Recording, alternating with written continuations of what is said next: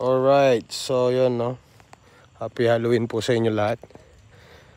Ba, saan ka nakahanap ng apoy?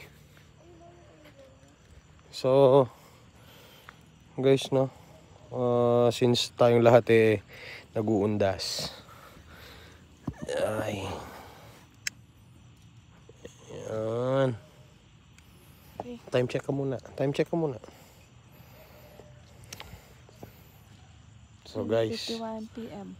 so ganyan pagka pumunta kayo sa sementeryo, tingnan nyo, walang katao-tao guys. So, actually meron yung mga naglilinis ng ng mga puntod. Pero I'd like to do it this way.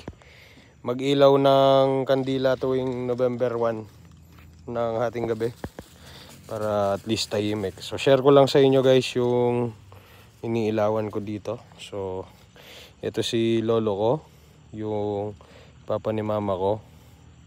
Then next, ito si lola ko naman. Wait, yan. So ito si lola ko, ang mama ni mama ko. And ang last one na inilawan namin ayan, si mother ko. So guys no,